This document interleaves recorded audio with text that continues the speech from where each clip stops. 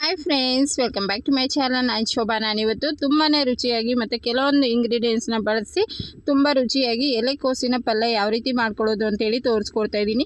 So ವಿಡಿಯೋನ skip ಮಾಡಾರ್ದೆ ಪೂರ್ತಿ vlogs ನೋಡಿ. ವಿಡಿಯೋ ಇಷ್ಟ ಆದರೆ ಪ್ಲೀಸ್ ಲೈಕ್ ಮಾಡಿ, ಹಾಗೆ ಫ್ರೆಂಡ್ಸ್ ಫ್ಯಾಮಿಲಿ ಮೆಂಬರ್ ಎಲ್ಲರಿಗೂ ಶೇರ್ ಮಾಡಿ.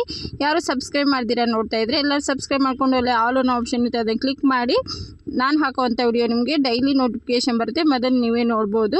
ಸೊ ಬನ್ನಿ ಫ್ರೆಂಡ್ಸ್, ಇವತ್ತಿನ ಎಲೆಕೋಸು ಪಲ್ಯ ಯಾವ ರೀತಿ ಮಾಡ್ಕೊಳ್ತಾ ಇದ್ದೀನಿ ಅಂತೇಳಿ ಇವತ್ತಿನ ಬ್ಲಾಗಲ್ಲಿ ನೋಡ್ಕೊಂಬರೋಣ. ಎಲೆಕೋಸನ್ನ ಒಂದ್ಸರಿ ವಾಶ್ ಮಾಡಿ ಮೇಲೆ ಇರುವಂಥ ಎಲೆಗಳು ಒಂದು ಲೈನ್ ಆಗಿ ತೆಗೆದ್ಬಿಟ್ಟು ಸೊ ಲೈನ್ ಆಗಿ ಕಟ್ ಮಾಡಿಕೊಂಡು ಸಣ್ಣ ಪೀಸಾಗಿ ಕಟ್ ಮಾಡ್ಕೊಳ್ಬೇಕು. ಸೊ ಇಲ್ಲ ನಿಮಗೆ ಈ ಥರ ದಪ್ಪ ಪೀಸ್ ಇಷ್ಟ ಆಗಲ್ಲ ಅಂದರೆ ನೀವು ತುರಿಯೋದ್ರಿಂದ ಕೂಡ ತುರಿದ್ಬಿಟ್ಟು ಕೂಡ ಹಾಕ್ಬೋದು, ಇನ್ನೂ ಚೆನ್ನಾಗಿರುತ್ತೆ.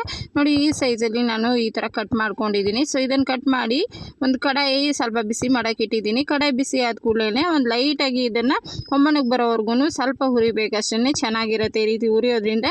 ನೋಡಿ, ಇಷ್ಟ ಆದರೆ ಸಾಕಾಗುತ್ತೆ. ಸೊ ಈ ಹದಕ್ಕಿದ್ದಾಗ ನಾವು ಗ್ಯಾಸ್ ಆಫ್ ಮಾಡಿ ಒಂದು ಪ್ಲೇಟಲ್ಲಿ ಎತ್ತಿಕೊಳ್ಳೋಣ. ಇನ್ನೂ ಜಾಸ್ತಿ ಹುರಿದ್ರೆ ಚೆನ್ನಾಗಿರಲ್ಲ, ಇಷ್ಟು ಮಾತ್ರ ಹುರಿದ್ರೆ ಸಾಕಾಗುತ್ತೆ. ಒಂದು ಪ್ಲೇಟಲ್ಲಿ ತೆಗೆದಿಟ್ಟಿದ್ದೀನಿ. ಮತ್ತು ಇಲ್ಲಿ ನಾನು ಒಗ್ಗರಣೆಗೆ ಬಂದು ಅದೇ ಕಡಾಯಲ್ಲಿ ಒಂದು 4 ಟೇಬಲ್ ಸ್ಪೂನ್ ಆಗುವಷ್ಟು ಎಣ್ಣೆ ಹಾಕಿದ್ದೀನಿ. 1 ಟೇಬಲ್ ಸ್ಪೂನು ಕಡಲೆಬೇಳೆ, 1 ಟೇಬಲ್ ಸ್ಪೂನ್ ಉದ್ದಿನಬೇಳೆ, ಇಷ್ಟು ಹಾಕಿದ್ರೆ ತುಂಬಾ ರುಚಿ ಇರುತ್ತೆ. ಉದ್ದಿನಬೇಳೆ ಮತ್ತು ಕಡಲೆಬೇಳೆಯನ್ನು ಹಾಕಿದ್ದೀವಿ, ಚೆನ್ನಾಗಿ ಫ್ರೈ ಆಗಬೇಕು. ಬ್ರೌನ್ ಕಲರ್ ಆಗೋವರೆಗೂ ಫ್ರೈ ಮಾಡಿಕೊಂಡು ಒಂದು ಹಿಡಿ ಆಗೋಷ್ಟು ಕರಿಬೇವು, ಒಂದು ಅರ್ಧ ಟೇಬಲ್ ಸ್ಪೂನ್ ಆಗೋಷ್ಟು ಸಾಸಿವೆನ ಹಾಕಿ ಚೆನ್ನಾಗಿ ಸಿಡಿಸ್ಕೊಂಡು ಫ್ರೈ ಮಾಡ್ಕೊಳ್ಬೇಕು. ಇಷ್ಟು ಮಾತ್ರ ಫ್ರೈ ಆದರೆ ಸಾಕಾಗುತ್ತೆ. ಇದಕ್ಕೆ ಜೊತೆ ನೀವು ಬೇಕಾದರೆ ಮೆಣಸಿನ್ಕಾಯಿ, ಹಸಿಮೆಣ್ಸಿನ್ಕಾಯಿ ಆಗಲಿ ಒಣಗಿದ ಮೆಣಸಿನ್ಕಾಯಿ ಆದರೂ ಹಾಕ್ಕೊಳ್ಬೋದು. ನಾನಿಲ್ಲಿ ಚಿಲ್ಲಿ ಪೌಡ್ರ್ ಹಾಕ್ತಾಯಿದ್ದೀನಿ.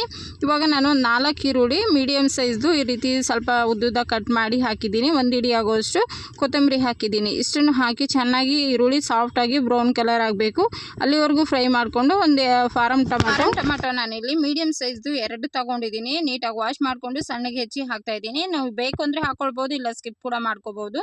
ಸೊ ಹಾಕೋದ್ರಿಂದ ತುಂಬಾ ಚೆನ್ನಾಗಿರುತ್ತೆ ಈ ಪಲ್ಯ ರೆಸಿಪಿ. ಅದಕ್ಕೋಸ್ಕರ ನಾನು ಮೀಡಿಯಮ್ ಸೈಜು 2 ಟೊಮೆಟೊನ ಹಾಕಿದ್ದೀನಿ. ಟೊಮೆಟೊ ಹಾಕಿ ಒಂದ್ಸರಿ ಮಿಕ್ಸ್ ಮಾಡಿಕೊಂಡು ಟೊಮೆಟೊ ಒಂದು ಸ್ವಲ್ಪ ಸಾಫ್ಟ್ ಆದಮೇಲೆ ಒಂದು ಚಿಟಿಕೆ ಅರಿಶಿನ ಪುಡಿ, 1 ಟೇಬಲ್ ಸ್ಪೂನ್ ಆಗೋಷ್ಟು ಅಚ್ಕಾರದ ಪುಡಿ, ರುಚಿಗೆ ತಕ್ಕಷ್ಟು ಉಪ್ಪನ್ನ ಹಾಕಿ ಚೆನ್ನಾಗಿ ಮಿಕ್ಸ್ ಮಾಡಿಕೊಂಡು ಇನ್ನೂ ಒಂದು 2 ನಿಮಿಷ ಚೆನ್ನಾಗಿ ಈ ಗೊಜ್ಜನ್ನ ಬಾಡಿಸ್ಕೊಂಡ್ಬಿಟ್ಟು ನಾವು ಇವಾಗ ಎಲೆಕೋಸನ್ನ ಆಲ್ರೆಡಿ ಹುರಿದಿಟ್ಟಿದ್ದೀವಿ. ಸೊ ಅದು ಕೂಡ ಇನ್ನು ಬೆಂದೇ ಇರುತ್ತೆ. ಸೊ ಒಂದು 2 ನಿಮಿಷ ಇದರಲ್ಲಿ ಹಾಕಿ ತಿರುಗಿಸ್ಕೊಂಡು ಬೇಯಿಸ್ಕೊಂಡ್ರೆ ಆಯಿತು ಫ್ರೆಂಡ್ಸ್. 5 ನಿಮಿಷಕ್ಕೆ ಈ ಪಲ್ಯ ರೆಡಿ ಆಗಿಬಿಡುತ್ತೆ. ಏನಂದರೆ ಎಲೆಕೋಸು ಹೆಚ್ಚಿ ಹುರಿಯೋದಷ್ಟೇ ಲೇಟು, ಪಲ್ಯ ಮಾಡ್ಕೊಳ್ಳೋದು ತುಂಬಾ ಬೇಗ ಆಗುತ್ತೆ. ಸೊ ನಾನು ಇದನ್ನು ನೀಟಾಗಿ ಇವಾಗ ಹುರಿದು ಇದರ ಜೊತೆಗೆ ಮಸಾಲೆ ಕೂಡ ರೆಡಿಯಾಗಿದೆ, ಅಂದರೆ ಗೊಜ್ಜು ಕೂಡ ರೆಡಿ ಆಯಿತು. ಸೊ ಅದ್ರ ಜೊತೆಗೆ ಒಂದ್ಸರಿ ಮಿಕ್ಸ್ ಮಾಡಿಕೊಂಡು ನೀರೇನು ಹಾಕಬಾರ್ದು, ಹಾಗೆ ಡ್ರೈನೇ ಕಡಿಮೆ ಉರಿ ಇಟ್ಕೊಂಡು ಒಂದು 2 ನಿಮಿಷ ಪ್ಲೇಟ್ ಮುಚ್ಚಿ ಬೇಯಿಸ್ಕೋಬೇಕು.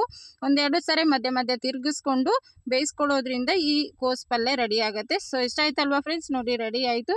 ನಾನು ಇವಾಗ ಚಪಾತಿ ಜೊತೆಗೆ ಸರ್ವ್ ಮಾಡಿದ್ದೀನಿ. ಸೊ ಇವತ್ತಿನ ಈ ಎಲೆಕೋಸಿನ ಪಲ್ಯ ಹೇಗೆ ಅನ್ನಿಸ್ತು ಅಂತೇಳಿ ತಪ್ಪದಿರ ಕಮೆಂಟ್ ಮಾಡಿ. ವಿಡಿಯೋ ಇಷ್ಟ ಆದರೆ ಲೈಕ್ ಮಾಡಿ, ಹಾಗೆ ಫ್ರೆಂಡ್ಸ್ ಫ್ಯಾಮಿಲಿ ಮೆಂಬರ್ ಎಲ್ಲರಿಗೂ ಶೇರ್ ಮಾಡಿ.